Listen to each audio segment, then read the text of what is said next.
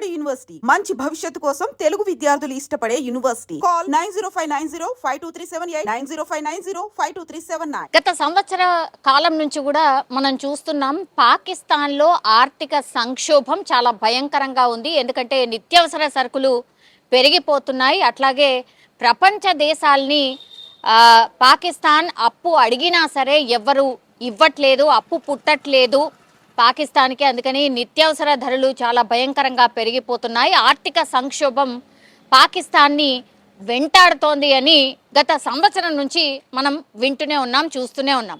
ఒకవైపు ఆర్థిక సంక్షోభంతో అల్లాడుతున్నటువంటి పాకిస్తాన్ ఇప్పుడు మనకు తెలుసు పెహల్గాంలో జమ్మూ కాశ్మీర్లో మొన్న జరిగినటువంటి దాడి తర్వాత మాత్రం అంటే అటు పాక్ కావచ్చు ఇటు భారతదేశం రెండు దేశాల మధ్య దౌత్య సంబంధాలు పూర్తిగా తెగిపోయాయి. అంటే అసలు మనుషుల్నే ఇక్కడున్న వాళ్ళని అక్కడికి పంపించేస్తున్నాం, అట్లాగే అక్కడున్న వాళ్ళని ఇక్కడికే వచ్చేసేయాలని చెప్పేసాం.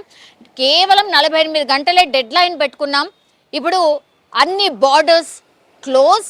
ఇంకా ఎవరైనా ఇక్కడ మిగిలి ఉన్న వాళ్ళు ఎవరైనా ఉన్నా సరే వాళ్ళని అదుపులోకి తీసుకుంటారు. ఆ తర్వాత లీగల్లీ యాక్షన్ అయితే తీసుకునే అవకాశం అయితే ఉంటుంది.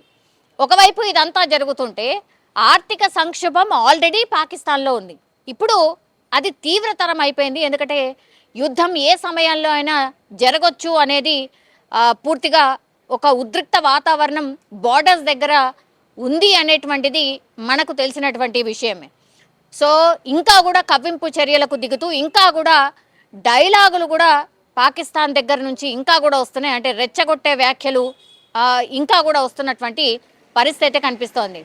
అటు పాకిస్తాన్ అనుకోండి, ఇటు మన దేశం కూడా పూర్తిగా యుద్ధం ఒకవేళ వస్తే ఏమేం చేయబోతున్నాం, సో అవన్నీ కూడా రక్షణ శాఖకు సంబంధించిన అన్ని ప్లాన్స్ రెడీ చేసుకున్న పరిస్థితి. అంటే యుద్ధానికే నిజంగా దిగే సిచ్యువేషన్ వస్తే మాత్రం పై చేయి మనదే ఉంటుంది అని అక్కడున్న వాళ్ళే, అక్కడ నివసిస్తున్నటువంటి ప్రజలే చెప్తున్నారు. ఇక్కడ నిత్యావసరాల సరుకులే దొరకనటువంటి పరిస్థితి, అసలు భారతదేశంతో ఎందుకు పెట్టుకుంటున్నారని కామన్ పబ్లిక్ మాట్లాడుతున్న సిచ్యువేషన్లో ఇప్పుడు లీడర్స్, సోకాల్డ్ లీడర్స్ ఎవరైతే ఉంటారో ఇంకా కూడా రెచ్చగొట్టే వ్యాఖ్యలే మాట్లాడుతున్నారు. ఇంకా కవ్వింపు చర్యలకే దిగుతుంది పాకిస్తాన్ సైన్యం. సో ఈ మాట ఎందుకు చెప్తున్నానంటే నిత్యావసరాలు అంటే రోజు పాలు కావచ్చు, గుడ్లు కావచ్చు, బియ్యం కావచ్చు, కూరగాయలు కావచ్చు, ఇవన్నీ కూడా అసలు అందనంత ఎత్తుకు వెళ్ళిపోయాయి. ఫర్ ఎన్ ఎగ్జాంపుల్ కొన్ని చెప్తున్నాను నేను. కోడిగుడ్లు డజన్ ఎంత ఉంటాయి?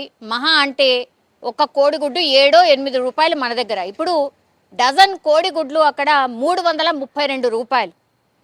1 కిలో బియ్యం 360 రూపాయలు. లీటర్ పాలు 170కి పైమాటే. కిలో చికెన్ 800 రూపాయలు. అంటే సామాన్యుడు ఏమాత్రం కొనే రేట్ అక్కడ లేనే లేదు. పాలు తాగాలంటే 170 రూపాయల నుంచి 180 రూపాయలు. గుడ్లు కొనాలంటే డజన్ పూర్తిగా 300 పైమాటే, 330 పైమాటే. చికెన్ 800. సో ఎవరైతే అక్కడ పైసా ఉన్నోళ్ళు ఉంటారో, ఎంతో కొంత ఎఫర్ట్ చేసే వాళ్ళు ఉంటారో వాళ్ళు మాత్రమే కొనుక్కొని తినే పరిస్థితి. మరి సామాన్యుడి పరిస్థితి ఏంది అనేది కూడా ఇప్పుడు ఆందోళన కలిగిస్తున్నటువంటి విషయం అయితే కనిపిస్తోంది. సో ద్రవ్యోల్బణం, ఆర్థిక సంక్షోభం పూర్తిగా పాకిస్తాన్ని ఇంకా ఇంకా కూరుకుపోయేలా చేసింది ఆల్రెడీ.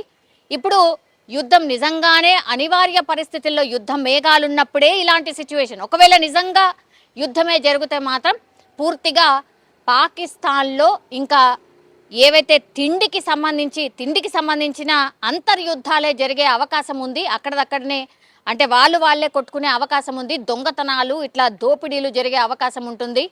ఎందుకంటే ఆహారమే మనిషికి కావాల్సింది. అట్లాంటిది ఆహారమే ఇంత భయంకరంగా పెరిగిపోతుంటే, ఇంకోవైపేమో యుద్ధం ముసురుకొస్తుంటే ఇంకా ఏం చేయడానికి ఉండదు. లోపల వాళ్ళే పాకిస్తాన్కి సంబంధించిన పౌరులే కొట్టుకొని దారి దోపిడీలు చేసుకునే అవకాశం ఉంటుంది అనేసి కూడా చాలా రిపోర్ట్స్ చెప్తున్న సిచ్యువేషన్ అయితే కనిపిస్తోంది. సో చూడాలి, ఇప్పటికైనా సరే ఈ పాకిస్తాన్ బుద్ధి మార్చుకుంటుందా, నిజంగా ఇట్లా కవ్వింపు చర్యలకు దిగకుండా పెద్ద డైలాగులు కొట్టకుండా ఉంటుందా చూడాల్సిందే. మరి ఏం జరుగుతుంది ఏంటి? ఇప్పుడైతే నేను చెప్పినట్టుగా ఈ ధరలు ఇలా ఉన్నాయి, ఇంకా పెరిగే అవకాశం ఉంది కానీ తగ్గే అవకాశం అయితే కనిపించట్లేదు. ఇప్పుడు ఇది పాకిస్తాన్ పౌరులను ఆందోళన కలిగిస్తున్నటువంటి విషయం.